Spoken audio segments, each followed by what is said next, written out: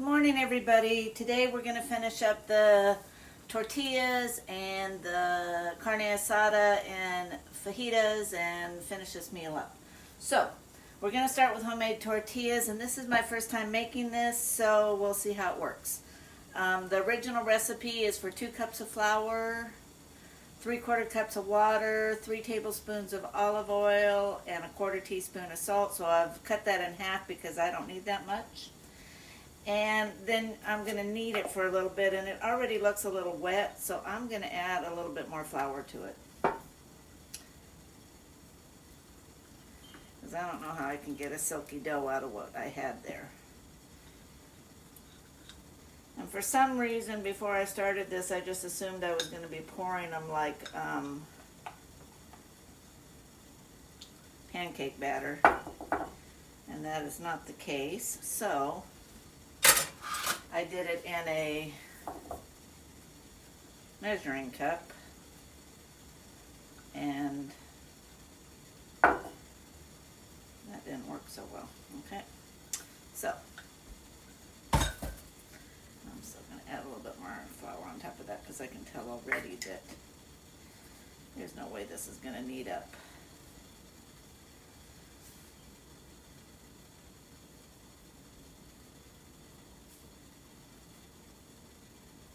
And then the recipe says to do it till it's a silky, soft dough. And obviously, that's not happening right at this moment. And there's no way that I'm going to be able to roll it out either until I get more flour mixed in there. My goodness. I probably should have added quite a bit more flour.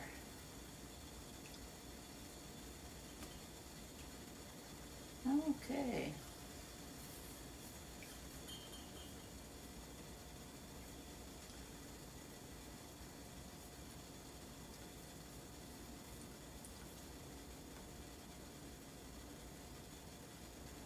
Of course, it hit a part of the board here that doesn't have much.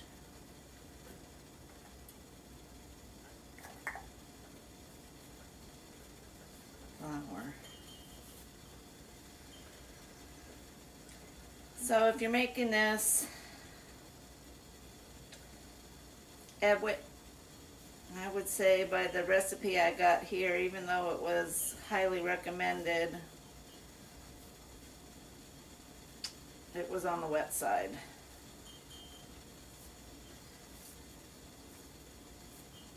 Well, that's more what I expect.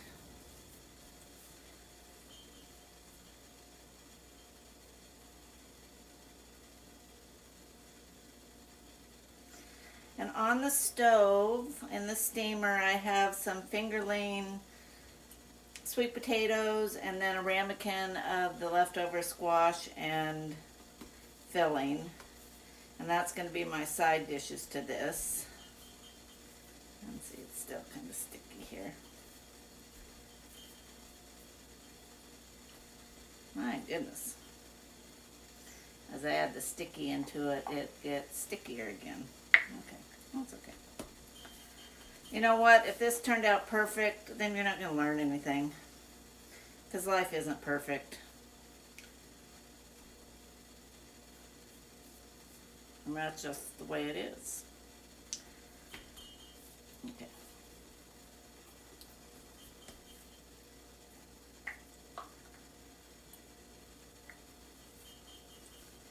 So in a way, it's better that it's a little bit, and it said to knead it 10 to 12 times, which I'm assuming means kind of a stretch and fold, because I don't know how you knead something 10 or 12 times. But there we go.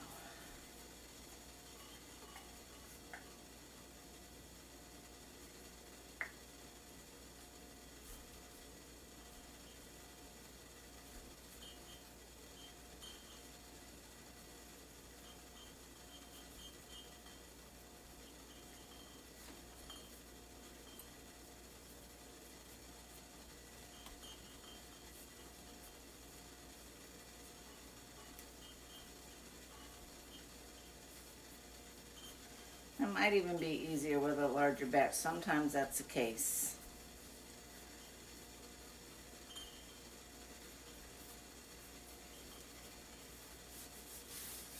I want to wash this.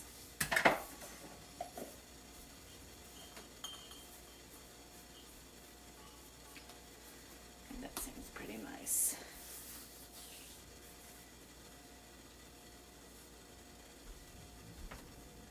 I'm also going to turn on my skillet.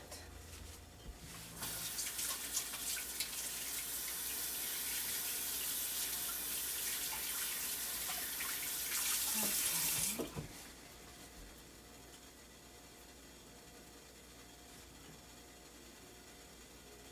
Just cover this. Some olive oil.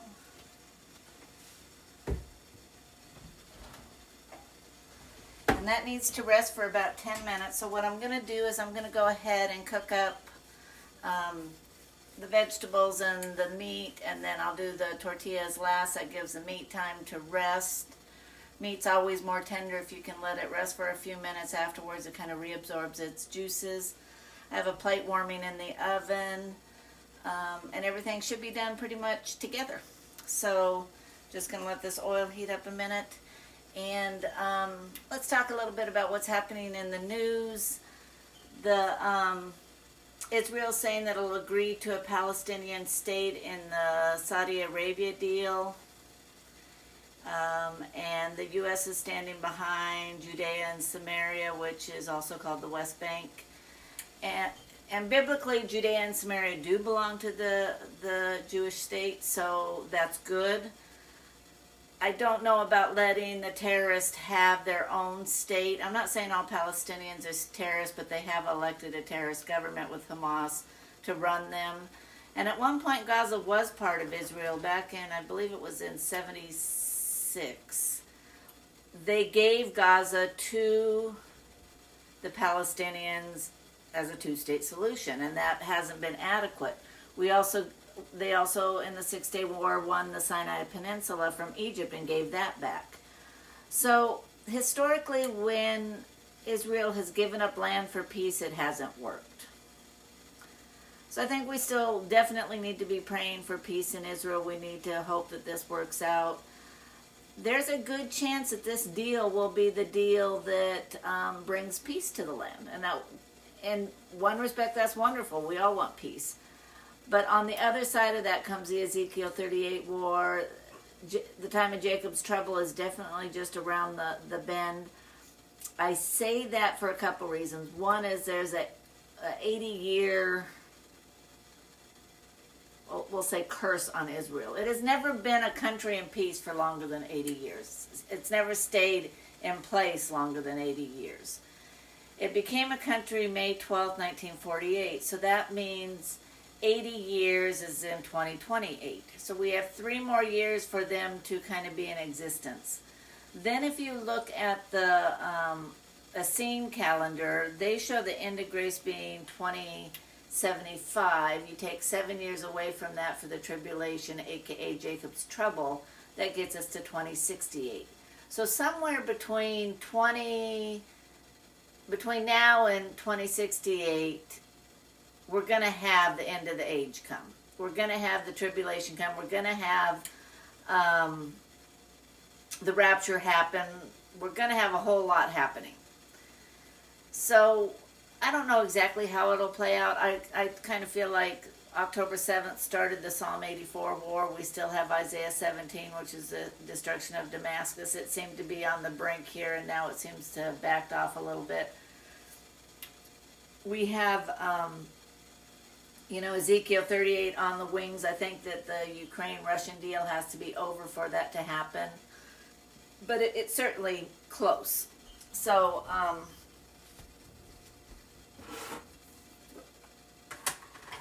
this is the meat marinade that we made yesterday, and I told you there would be plenty of marinade. Okay. And some people say to do the meat first. I like to do my onions first. So this is just a yellow onion I cooked up. I'm going to add a little bit of garlic to that.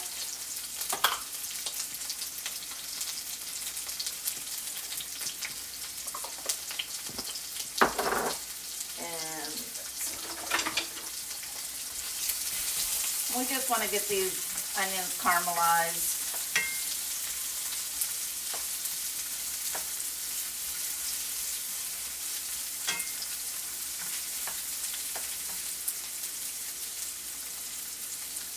I'm steaming the baby fingerling sweet potatoes, and then I'm going to smash them and fry them, and they should pretty much be done. So let's take care of that too.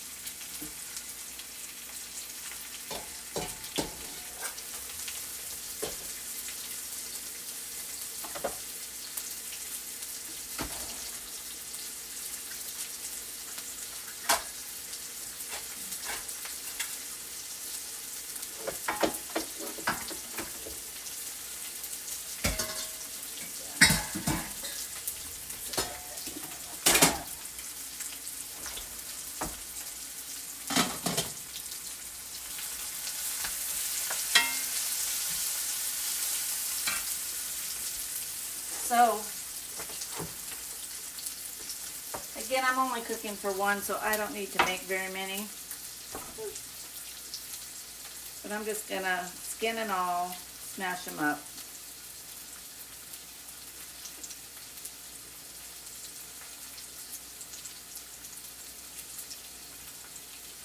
A little bit bigger.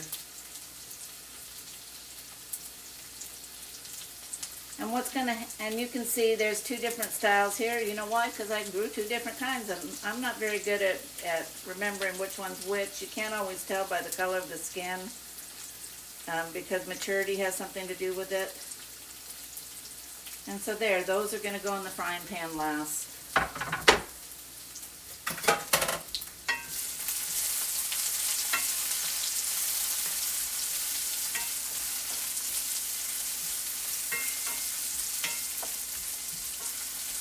So you can see how I'm using this time to let this rest, and I'll come back to that. The onions I find take the longest.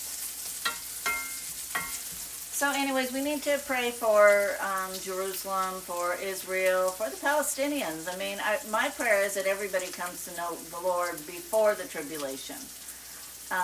The reality is whether you know him now or whether you know him later won't matter, because at the end of the age, every knee will bow. Every knee will call him Lord of Lords and King of Kings. So if you do it early, you become part of the family and you're part of the ruling class. If you wait till the end, you get tossed in the lake of fire if you never believe. You're still going to bow a knee, and then you're going to get tossed in the lake of fire. So, you know, the choice is yours. And the Jewish people are starting to come around. More and more people are becoming what we call Messianic Jews, meaning that they're Jews that believe in Jesus as the Messiah. But he won't come back until they all say, "Blessed is he who comes in the name of the Lord. Baruch haba b'shem Adonai." So we want to pray for them. We want to share the gospel with them. We want them to know Christ as their gospel. The reason they didn't was because of legalism, and because there were people that were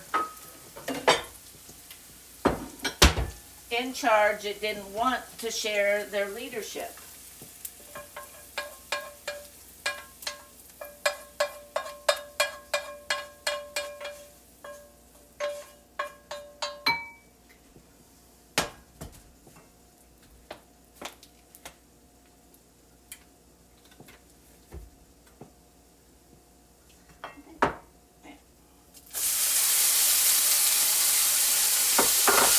Again, these are peppers that I grew in my garden, and as they're ripe, I just dice them up and I throw them in the freezer. So it does make it nice in the winter. They're always available. I don't have to worry about running to the store. I know because I grew them, they don't have any pesticides or chemicals on them because I do everything organic. And this particular time, I just did a mix of them that were red, yellow, and green. I think I'm also going to do up a jalapeno.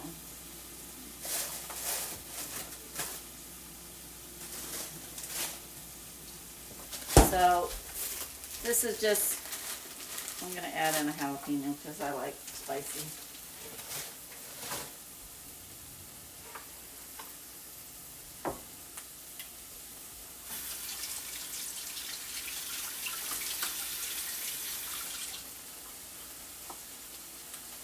And you can kind of see that I'm just makeshifting. I don't really plan a lot. I rarely go by recipes. But since the tortillas are something new to me, and this is still kind of frozen, so I don't want my knife slipping off.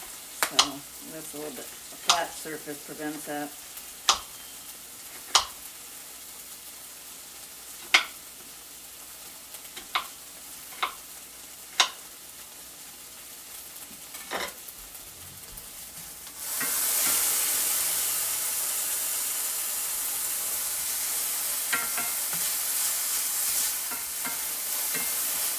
If you don't like spicy, leave the jalapenos out. There's nothing that says it has to be done one particular way.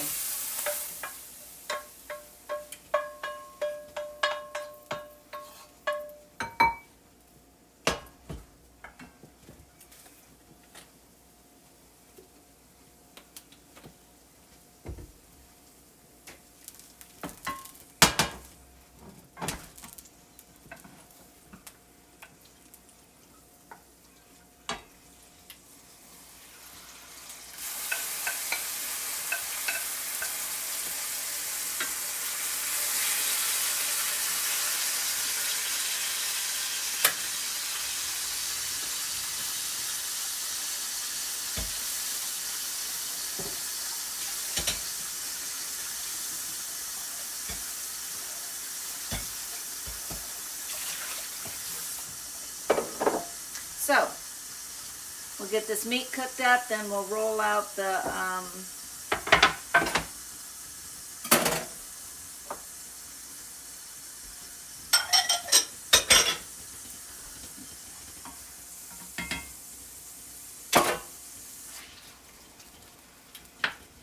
and I turn, whoops, no, that went the other way. There we go.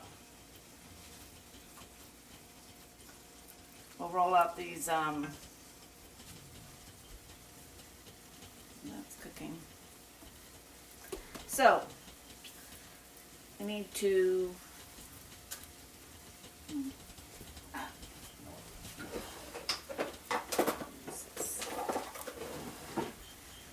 it was for 8 to 10, so that means we're doing 4 to 6. So 1, 2, 3. That should do it. That one's kind of puny.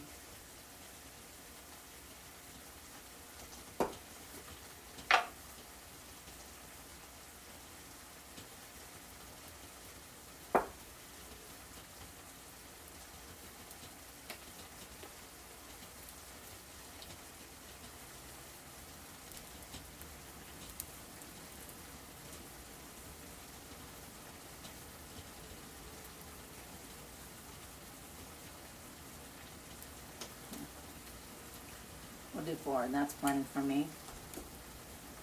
Again, like I said, I cut the recipe in half.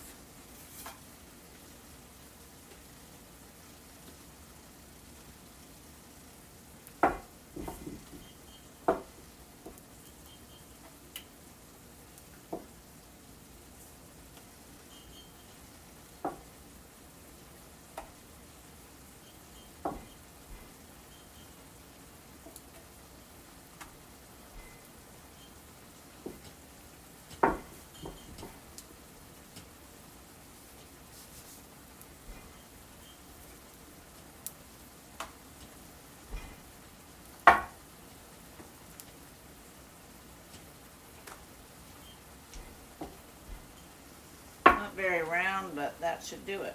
Okay.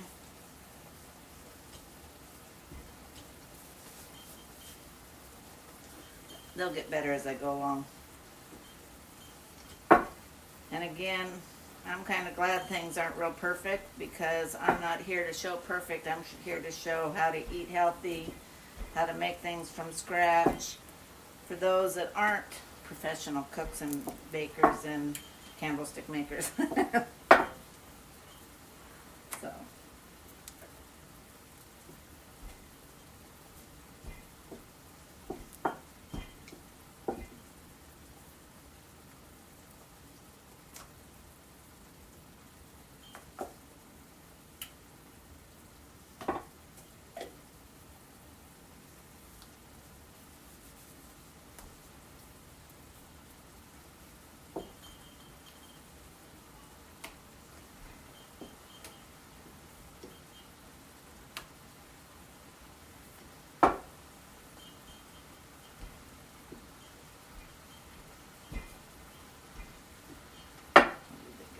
closer around as we went along. Okay.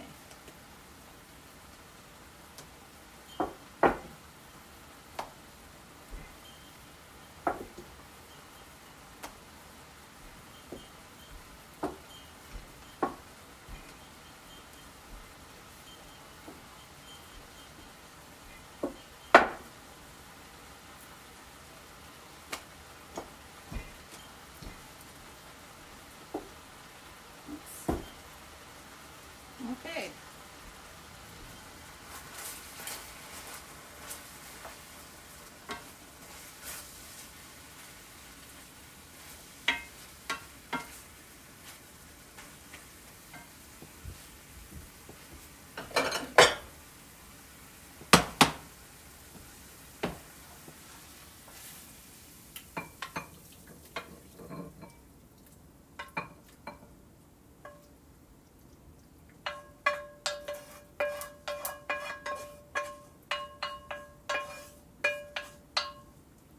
Obviously, we don't want all that on our tortillas, so I'm just going to give it a wipe out.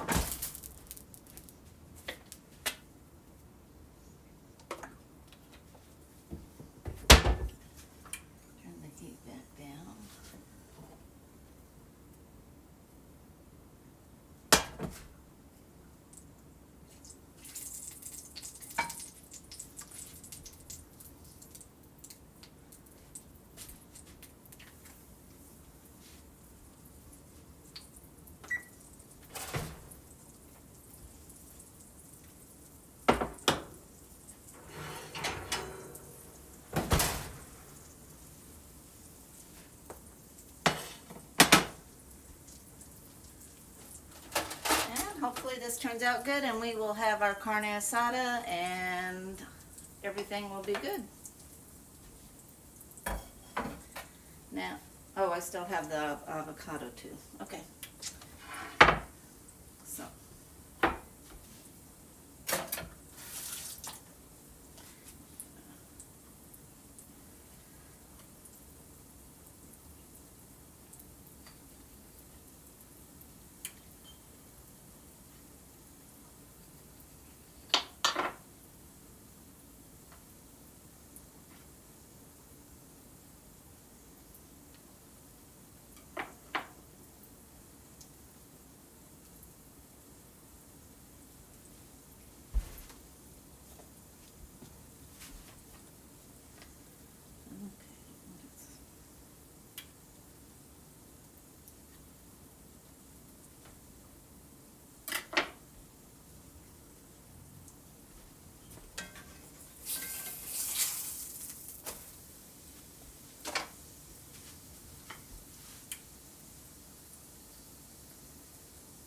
Now, hopefully everybody's doing well on their New Year changes.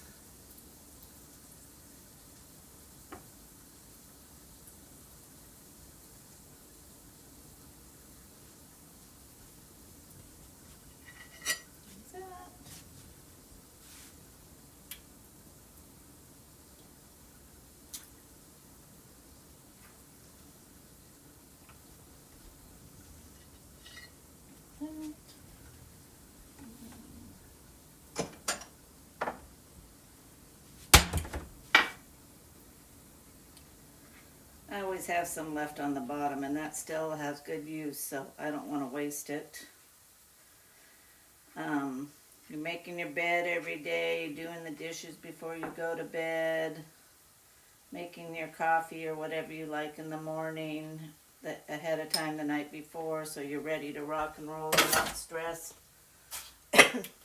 Besides being important on a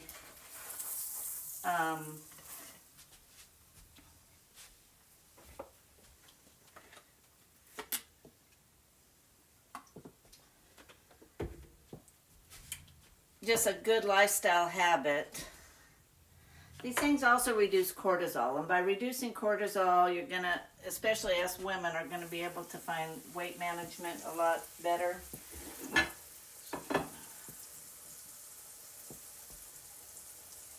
Warm plate, I really want to put it on this plate. That plate's just warm to keep my tortillas warm, but it was there, so I used it. Cortisol is really a funny thing. It will destroy your body. We need it to get that kind of umph to go. So like when we're stressed, cortisol levels go to get us moving. And it will even sacrifice our muscles to get us moving. But it's not meant to stay high. And in our current living conditions, in our current world, there's so many things out there that are like stressors that we, many of us stay with high cortisol levels all the time. So what can you do about that? The first thing I would recommend, I'm going to put these just a little bit thinner,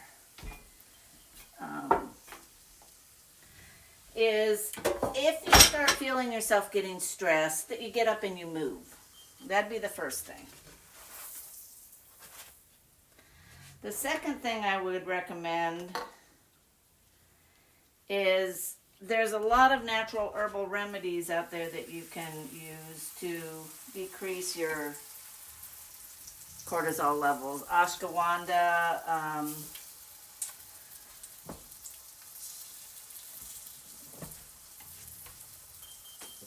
B1, vitamin D, and there's a few others that are eluding me right now. But they make, like there's a 10 ingredient one that's pretty reasonably priced. Kava can reduce your cortisol levels. So what I would recommend is that you really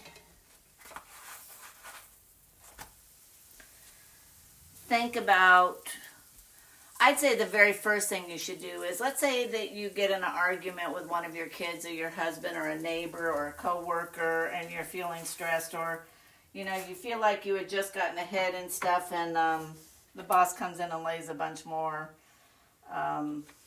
work on your desk, you know, or the dogs get in a fight, or you know, just something happens that stresses you.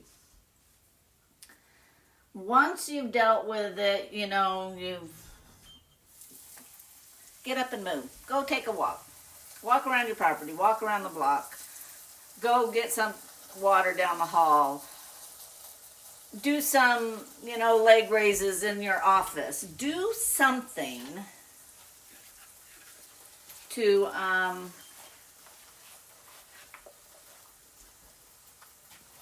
move.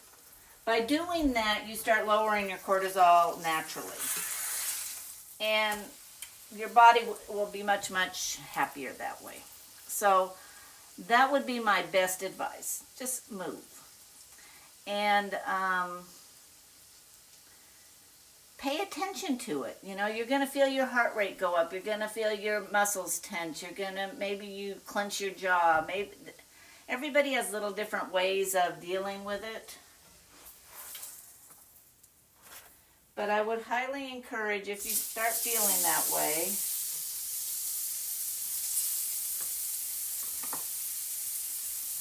to deal with it immediately by moving.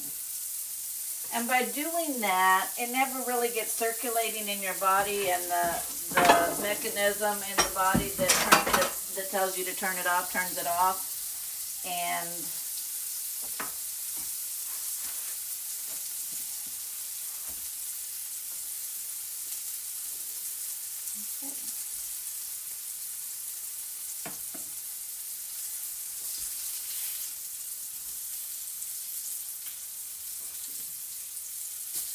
because these sweet potatoes are already cooked from the steamer,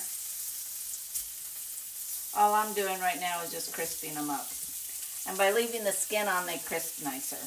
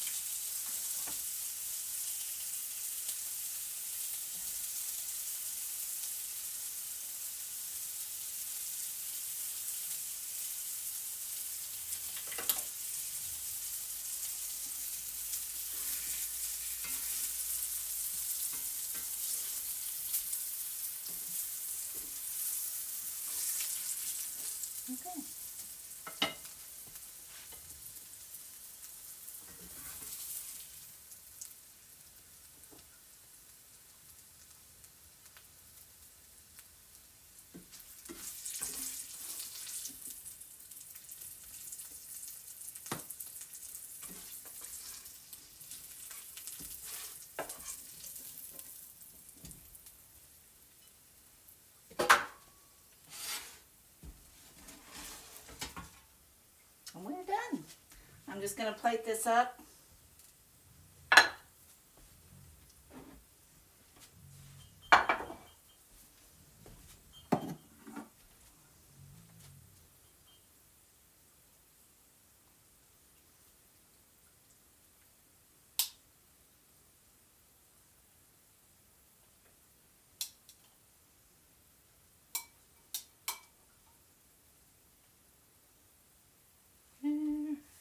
Go ahead and put that avocado right in there with it.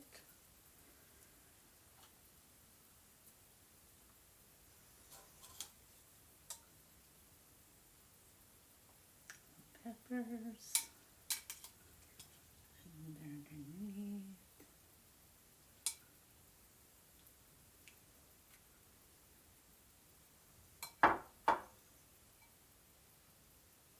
And there you go.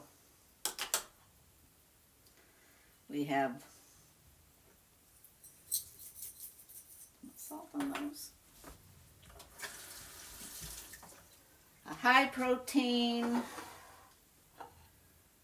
fajita on homemade tortillas, and you could call it a soft taco, you could call it a fajita, you could call it carne asada, you can call it whatever you want. I just know it's going to be good. So I appreciate everybody here. I think a little sour cream on top of that might be a little nice addition.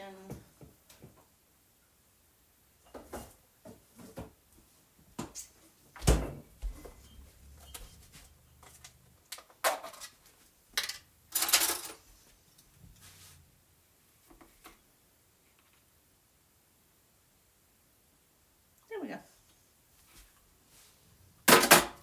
Okay. I appreciate you being here with me today.